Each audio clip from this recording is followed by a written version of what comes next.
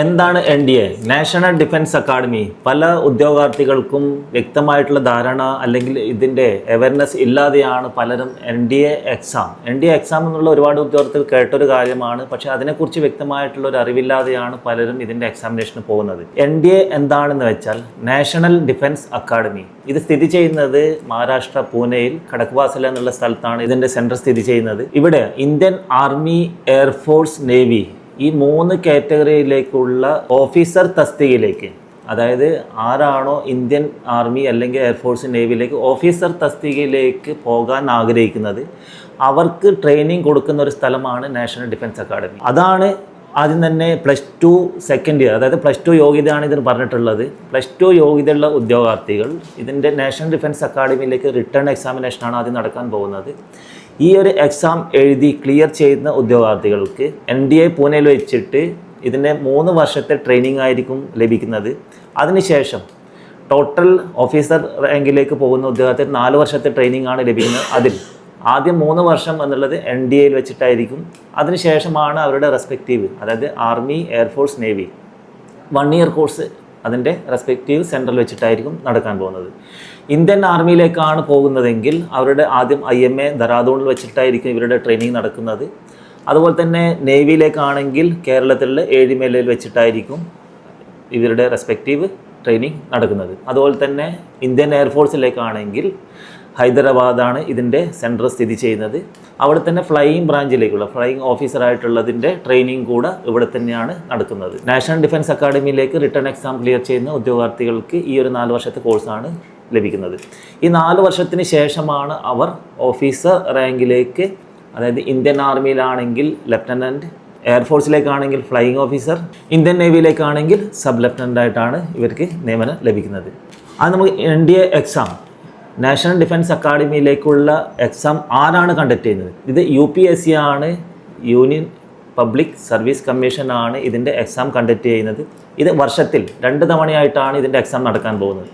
ഒന്ന് ഏപ്രിൽ മാസത്തിലും അതുപോലെ തന്നെ NDA 1 ഏപ്രിൽ, NDA 2 സെപ്റ്റംബർ മാസം. ട്വൈസ് എ ഇയർ എന്നുള്ള രൂപത്തിലാണ് NDAയുടെ എക്സാം നടക്കുന്നത്.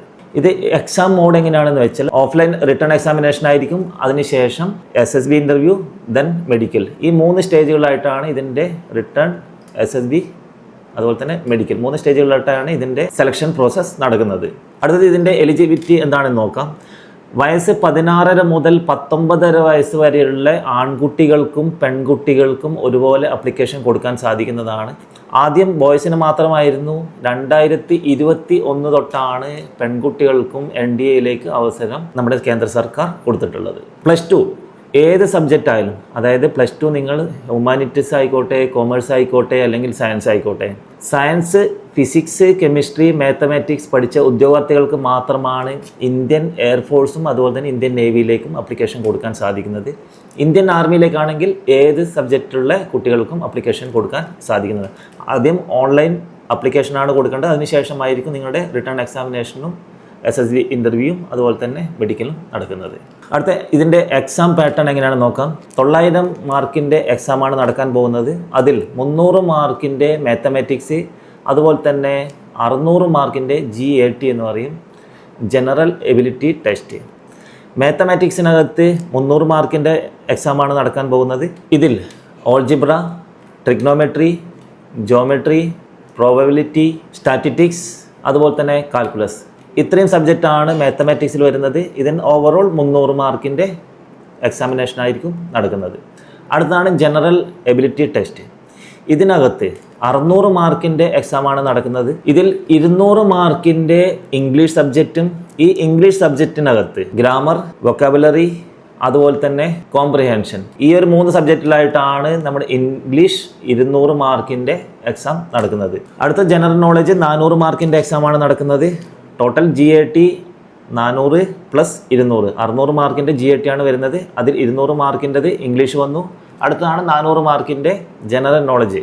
ഇതിനകത്ത് വരുന്നത് physics, chemistry, biology, geography, history, current affairs. ഇത്രയും സബ്ജക്റ്റിനെ ഓവറോൾ കൺക്ലൂഡ് ചെയ്തിട്ടാണ് 400 മാർക്കിൻ്റെ എക്സാം നടക്കുന്നത്. അങ്ങനെ ടോട്ടൽ 600 മാർക്കിൻ്റെ GAT + 300 മാർക്കിൻ്റെ മാത്തമാറ്റിക്സ്. അങ്ങനെ ടോട്ടൽ 900 മാർക്കിൻ്റെ എക്സാമാണ് ഈ ഒരു NDAയിലേക്ക് ക്വാളിഫൈ ആവാൻ UPSC കണ്ടക്ട് ചെയ്യുന്നത്. റിട്ടേൺ എക്സാമിനേഷനകത്ത് നെഗറ്റീവ് മാർക്ക് ഉണ്ടാകുന്നതാണ് 0.33 മാർക്ക്. ഓരോ റോങ് ആൻസറിനകത്തും 0.33 മാർക്കിൻ്റെ നെഗറ്റീവ് മാർക്ക് ഉണ്ടാവുന്നതാണ്. അതുകൊണ്ട് മാക്സിമം നിങ്ങൾ അറിയുന്നത് മാത്രം നിങ്ങൾ എഴുതുക. കാരണം ഓരോ നെഗറ്റീവ് മാർക്കും എന്നുള്ളത് ലാസ്റ്റ് ടോട്ടൽ മാർക്ക് നിങ്ങൾ നോക്കുകയാണെങ്കിൽ ചിലപ്പോൾ 5-10 മാർക്കിൻ്റെ നെഗറ്റീവ് മാർക്കിനകത്ത് മൈനസ് ആവുന്ന ഒരു കാഴ്ച വളരെയധികം കണ്ടുവരുന്നതാണ്. ഇതിൻ്റെ സെക്കൻഡ് സ്റ്റേജ് റിട്ടേൺ എക്സാമിനേഷനകത്ത് ക്വാളിഫൈ ആവുന്ന ഉദ്യോഗാർത്ഥികളെ കോൾ ലെറ്റർ ത്രൂ, അതായത് ഷോർട്ട് ലിസ്റ്റ് ചെയ്യപ്പെടും. അതിനുശേഷം അവരുടെ സെക്കൻഡ് സ്റ്റേജ് ആയിട്ടുള്ള SSB ഇൻ്റർവ്യൂവിലേക്ക് SSB service selection board എന്നാണ് ഇതിന് പറയുന്നത്. ഇത് 5 ദിവസത്തെ ഒരു പ്രൊസീജിയർ ആയിരിക്കും. അതിനകത്ത് സ്റ്റേജ് 1 ആദ്യം തന്നെ സ്ക്രീനിങ് ടെസ്റ്റ് ആയിരിക്കും. ഈ സ്ക്രീനിങ് ടെസ്റ്റിനകത്ത് verbal non verbal written examination ആയിരിക്കും. അതുപോലെ തന്നെ picture perception description test, PPDT എന്ന് പറയും. ആദ്യം തന്നെ ഇതിൻ്റെ വെർബൽ നോൺ വെർബൽ ആയിരിക്കും. അതിനുശേഷമാണ് നമുക്കൊരു പിക്ചർ കാണിക്കും. അതിനകത്ത് നമ്മൾ ഓരോ പോസിറ്റീവ് മോഡ്, അവരുടെ ഏജ്, ഇങ്ങനെയുള്ള കാര്യങ്ങളാണ് നോട്ട് ചെയ്യേണ്ടത്. പിന്നെ ആ ഒരു ചിത്രം, അതായത് ഒരു പിക്ചർ കാണിച്ചതിന് ശേഷം നമുക്കൊരു 30 സെക്കൻഡ് ഒരു പിക്ചർ കാണിക്കും. അതിനുശേഷം നമുക്കൊരു 3 മിനിറ്റ് ലഭിക്കുന്നതാണ്. ആ ഒരു 3 മിനിറ്റിനകത്ത് നമ്മുടെ ആ ഒരു പിക്ചറിനെ കുറിച്ചിട്ടുള്ള വ്യക്തമായിട്ടുള്ളൊരു സ്റ്റോറി നമുക്ക് പേപ്പർ തരും. അതിനകത്ത് നമ്മൾ റൈറ്റപ്പ് ചെയ്യുക. ദെൻ കുറച്ച് ബ്രേക്ക് തരും. ബ്രേക്കിന് ശേഷമാണ് ഇതിൻ്റെ ഡിസ്ക്രിപ്ഷൻ ടെസ്റ്റ് നടക്കുന്നത്. നമ്മുടെ ഓരോ ഗ്രൂപ്പ് വൈസ് തിരിച്ചിട്ട് അവരുടെ പ്രിസൈഡിങ് ഓഫീസറുടെ മുന്നിൽ വെച്ചിട്ടായിരിക്കും നമ്മുടെ ആ ഒരു കഥയെക്കുറിച്ചിട്ട് നമ്മൾ ആദ്യം നറേറ്റ് ചെയ്യുക. അതിനുശേഷം അതിൻ്റെ വ്യക്തമായിട്ടുള്ള ഓരോ ആൾക്കാരും, ഓരോ ഇൻഡിവിജ്വലും അവരുടെ കഥ എന്താണോ അവർ കഥ എഴുതിയത്, ആ ഒരു നമ്മുടെ പിക്ചർ കണ്ടിട്ട് സ്റ്റോറി എഴുതി അതിനെക്കുറിച്ചിട്ടാണ് നറേറ്റ് ചെയ്യേണ്ടത്. നറേറ്റ് ചെയ്തതിന് ശേഷം പ്രിസൈഡിങ് ഓഫീസർ അതിൻ്റെ ഒരു കൺക്ലൂഷൻ ഉണ്ടാക്കാൻ പറയുകയാണ്. ആ സമയത്താണ് അതിൻ്റെ ഡിസ്കഷൻ നടക്കുന്നത്. ഇതിൽ മസ്റ്റ് എന്നുള്ളത് നമ്മുടെ ലാംഗ്വേജിൻ്റെ ഓരോ ഉദ്യോഗാർത്ഥിയും, കാരണം NDAക്ക് തയ്യാറെടുക്കുന്ന ഓരോ ഉദ്യോഗാർത്ഥിയും കമ്മ്യൂണിക്കേഷൻ, അതായത് ഇംഗ്ലീഷ് ലാംഗ്വേജിനോടുള്ള അവയർനെസ് വളരെയധികം ഇമ്പോർട്ടൻസ് തന്നെയാണ്. കാരണം ഇംഗ്ലീഷിലാണ് നമ്മളവിടെ നറേറ്റ് ചെയ്യേണ്ടത്. അതുപോലെ തന്നെ ഗ്രൂപ്പ് ഡിസ്കഷനകത്ത് നമ്മൾ പാർട്ടിസിപ്പേറ്റ് ചെയ്യേണ്ടത്. ആരാണോ ഇനീഷ്യേറ്റീവ് ചെയ്യുന്നത് അവർക്ക് ആ സമയത്ത് തന്നെ അവർക്ക് ഒരു കോൺഫിഡൻസ് ഉണ്ടെങ്കിൽ മനസ്സിലാവുന്നതാണ് അവർ സ്ക്രീനിങ് ടെസ്റ്റിനകത്ത് ഇന്നാവും എന്നുള്ളത്. ആയതിനാൽ സ്ക്രീനിങ് ടെസ്റ്റിന് പോലും വളരെയധികം തന്നെ ഇമ്പോർട്ടൻസ് കൊടുത്തിട്ടായിരിക്കണം നിങ്ങൾ NDA എക്സാം എഴുതുന്നതിന് മുന്നേ തന്നെ പ്രിപ്പറേഷൻ ചെയ്യണം എന്നുള്ളതാണ് എനിക്കിപ്പോൾ ഒരു കാര്യം പറയാനുള്ളത്. SSB ഇൻ്റർവ്യൂവിനകത്ത് അടുത്ത സെക്കൻഡ് സ്റ്റേജാണ് വരുന്നത്. സൈക്കോളജിക്കൽ, ഗ്രൂപ്പ് ടാസ്ക്, അതുപോലെ തന്നെ പേഴ്സണൽ ഇൻ്റർവ്യൂ. സ്റ്റേജ് 3 സ്റ്റേജ് 3 ഇതിനകത്ത് വരുന്നതാണ് പേഴ്സണൽ, അതായത് കോൺഫറൻസ് എന്ന് പറയുന്നതിന്. കോൺഫറൻസിൽ പലരും നിങ്ങൾ കേട്ടിട്ടുണ്ടാവാം, ഞാൻ സ്ക്രീനിങ് ഇന്നായി പക്ഷേ കോൺഫറൻസിൽ ഔട്ടായി എന്നുള്ളത്. അപ്പോൾ ഫൈനൽ കോൺഫറൻസിൽ 5th ഡേ ആണ് ഇത് വരുന്നത്. ആദ്യത്തെ ദിവസം സ്ക്രീനിങ് ഇന്നിനകത്ത് ഔട്ടാകുന്ന ഉദ്യോഗാർത്ഥികളെ ആ സമയം തന്നെ റിട്ടേൺ ടു ഹോം അവർ വിടുന്നതാണ്. സ്ക്രീനിങ് ഇന്നായി അവിടെ അടുത്ത ദിവസങ്ങളിലേക്ക് അവിടെ സെലക്ഷൻ ആകും. പിന്നെ ഈ ബാക്കി വരുന്ന 4 ദിവസങ്ങളിൽ അവർക്ക് അവിടെ കണ്ടിന്യൂവേഷൻ ആയിട്ട് ചെയ്യാൻ സാധിക്കുന്നതാണ്. 5ാമത്തെ ദിവസമാണ് ഇതിൻ്റെ ഓവറോൾ കൺക്ലൂഷൻ ചെയ്തുകൊണ്ടിട്ടുള്ള കോൺഫറൻസ് നടക്കുന്നത്. ഈ ഒരു 5 ദിവസത്തെ പ്രൊസീജിയർ, അതായത് SSB ഇൻ്റർവ്യൂവിൽ ക്ലിയർ ആവുന്ന ഉദ്യോഗാർത്ഥികൾക്ക് അടുത്ത് വരുന്നതാണ് മെഡിക്കൽ എന്നുള്ളതും വളരെ സ്ട്രിക്റ്റ് ആയിട്ട് തന്നെയാണ്. ഓരോ ബോഡി പാർട്സിനെയും ചെക്ക് ചെയ്തുകൊണ്ട് തന്നെയായിരിക്കും മെഡിക്കലിനകത്ത് അവർ ചെക്ക് ചെയ്യുന്നത്. ഈ SSB ഇൻ്റർവ്യൂ ക്ലിയർ ചെയ്തു, മെഡിക്കൽ ക്ലിയർ ചെയ്തു, അടുത്തതാണ് അവർക്ക് ഷോർട്ട് ലിസ്റ്റ് ചെയ്യപ്പെടുന്ന ഉദ്യോഗാർത്ഥികൾക്ക് മെയിൽ ത്രൂ അവർക്ക് ഇൻഫർമേഷൻ ലഭിക്കുന്നതാണ് എവിടെയാണ് നിങ്ങൾ ട്രെയിനിങ് ചെയ്യാൻ വേണ്ടിയിട്ട് റിപ്പോർട്ട് ചെയ്യേണ്ടത് എന്നുള്ളത്. സ്റ്റേജാണ് ഇതിൻ്റെ ട്രെയിനിങ്, അക്കാഡമിക് ട്രെയിനിങ് എന്നുള്ളത്.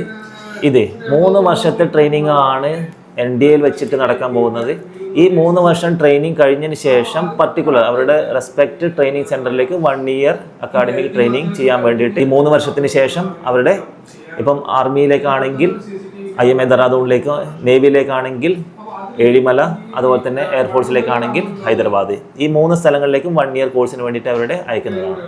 4 വർഷത്തെ ട്രെയിനിങ് കംപ്ലീറ്റ് ചെയ്യുന്ന ഉദ്യോഗാർത്ഥികളെ ഡയറക്റ്റ് ആർമിയിലേക്കാണെങ്കിൽ ലെഫ്റ്റനൻറ്റ് 2 സ്റ്റാർ വെച്ചിട്ടായിരിക്കും അവർക്ക് നിയമനം ലഭിക്കുന്നത്. 4 വർഷത്തെ ഈ ട്രെയിനിങ് ഡ്യൂറേഷനിൽ തന്നെ 56,500 രൂപ സ്റ്റൈപ്പൻഡോട് കൂടിയുള്ള ട്രെയിനിങ് ആയിരിക്കും ഓരോ ഉദ്യോഗാർത്ഥികൾക്കും നടക്കാൻ പോകുന്നത്. ഇന്ത്യൻ നേവിയിലേക്കാണെങ്കിൽ ഏഴിമല വെച്ചിട്ടായിരിക്കും നടക്കുന്നത്. അവർ സബ് ലെഫ്റ്റനൻറ്റ് എന്നുള്ള റാങ്കിലേക്കായിട്ടാണ് അവർ പോസ്റ്റിംഗ് ചെയ്യപ്പെടുന്നത്. ഫ്ലൈയിങ് ഓഫീസർ തസ്തികയിലേക്കാണ് എയർഫോഴ്സിൻ്റെ ട്രെയിനിങ് കംപ്ലീറ്റ് ചെയ്യുന്ന ഉദ്യോഗാർത്ഥികൾക്ക് ഡയറക്റ്റ് റാങ്ക് ലഭിക്കുന്നത്.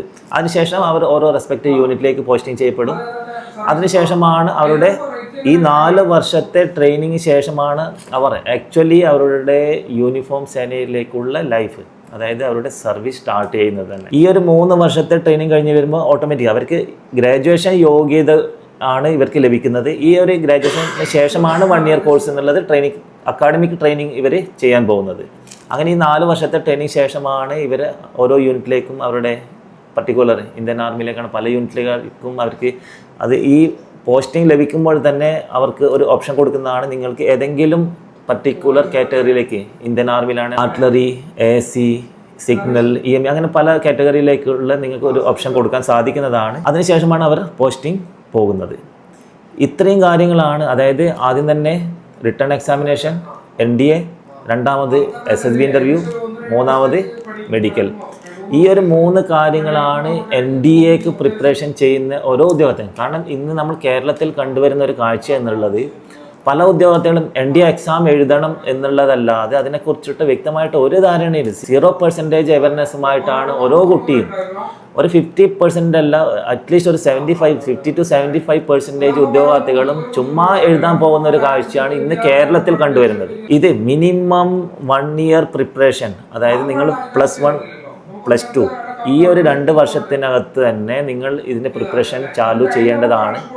എങ്കിൽ മാത്രം, അതുപോലെ തന്നെ സെക്കൻഡ് ഇയർ പഠിക്കുന്ന ഒരു ഉദ്യോഗാർത്ഥി ആ സമയത്ത്, കാരണം 3 ചാൻസാണ് NDAക്ക് നമുക്ക് ലഭിക്കുന്നത്. സെക്കൻഡ് ഇയർ പഠിക്കുന്ന സമയത്ത് നമുക്ക് ഒരു ചാൻസ് യൂട്ടിലൈസ് ചെയ്യാൻ സാധിക്കുന്നതാണ്. അതുപോലെ തന്നെയാണ് നമ്മൾ ആരാണോ ഇന്ത്യ യൂണിഫോമിലേക്ക് പോകാൻ ആഗ്രഹിക്കുന്നത്, NDA മാത്രം മതി എന്നുള്ള ഓരോ ഉദ്യോഗാർത്ഥിയോടും എനിക്ക് പ്രത്യേകം എടുത്തു പറയാനുള്ള ഒരു കാര്യം എന്നുള്ളത്, +2ന് ശേഷം നിങ്ങൾ 1 ഇയർ പ്രിപ്പറേഷൻ മസ്റ്റ്. NDAന്റെ കൂടെ തന്നെ SSB ഇൻ്റർവ്യൂയുടെ കൂടെ ട്രെയിനിങ് ലഭിക്കുകയാണെങ്കിൽ മാത്രമേ നിങ്ങളുടെ ഈ ഒരു സ്വപ്നം NDA എന്നുള്ള എക്സാമിനേഷൻ അതുപോലെ തന്നെ SSB ഇൻ്റർവ്യൂവിനെ ക്രാക്ക് ചെയ്യാൻ സാധിക്കുകയുള്ളൂ. NDAക്ക് പ്രിപ്പറേഷൻ ചെയ്യുന്ന ഓരോ ഉദ്യോഗാർത്ഥിയും ഒരു ദിവസം അറ്റ്ലീസ്റ്റ് 19 മണിക്കൂർ എന്നുള്ള റേഷ്യോയിൽ പഠിക്കുകയാണെങ്കിൽ മാത്രമേ നിങ്ങൾക്ക് ഈ ഒരു എക്സാമിനേഷനും അതുപോലെ തന്നെ SSBയും ക്രാക്ക് ചെയ്യാൻ സാധിക്കുകയുള്ളൂ. ആയതിനാൽ ചുമ്മാ നിങ്ങളൊരു എക്സാം എഴുതിയിട്ട് ഒരു അറ്റംപ്റ്റിനെ നഷ്ടപ്പെടുത്താതെ പ്രിപ്പറേഷൻ ചെയ്തിട്ടുണ്ട്. കാരണം പലരും പറയാറുണ്ട് ഒരു എക്സ്പീരിയൻസ് ആവട്ടെ, ഒരു തവണ ഒന്ന് അറ്റൻഡ് ചെയ്ത് നോക്കാം എന്നുള്ളത്. അത് വലിയൊരു തെറ്റ് തന്നെയാണ് നിങ്ങൾ ചെയ്യുന്നത്. പ്രിപ്പറേഷൻ, വിത്തൗട്ട് പ്രിപ്പറേഷൻ പോകാതെ